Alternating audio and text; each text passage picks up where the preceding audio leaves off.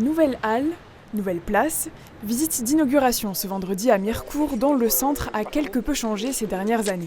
Des travaux extérieurs et intérieurs comme cette école ou l'ancien collège qui accueille le restaurant scolaire depuis le printemps dernier ont été réalisés.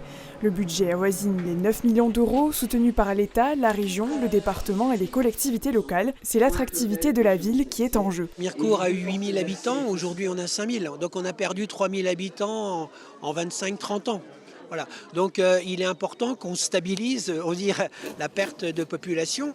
La commune est avant tout connue pour la lutherie et l'archetterie, des savoir-faire enseignés ici depuis les années 1970 dans l'une des seules écoles spécialisées en France. Son salon dédié qui se déroule ce week-end, le concours de violon et ses artisans lui valent une renommée internationale.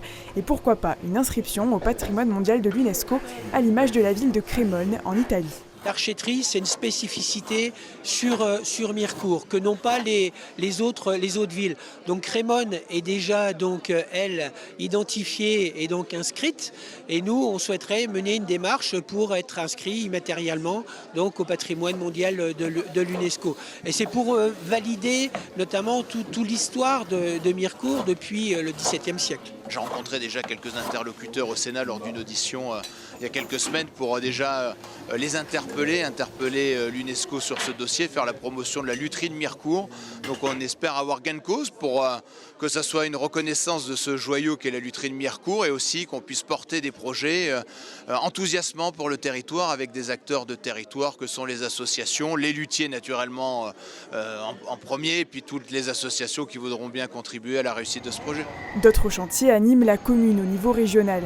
Exemple avec la ligne 14 fermée depuis 2018 et qui relie en train Nancy à Méret en Haute-Marne en passant par Mirecourt. Habitants et élus se mobilisent pour sa réouverture avec le soutien de la région. La réouverture de la ligne 14 est un point important. La région y travaille évidemment, les appels d'offres sont en cours et cette ligne réouvrira, ce qui est un message formidable pour tous les habitants de cette partie des Vosges.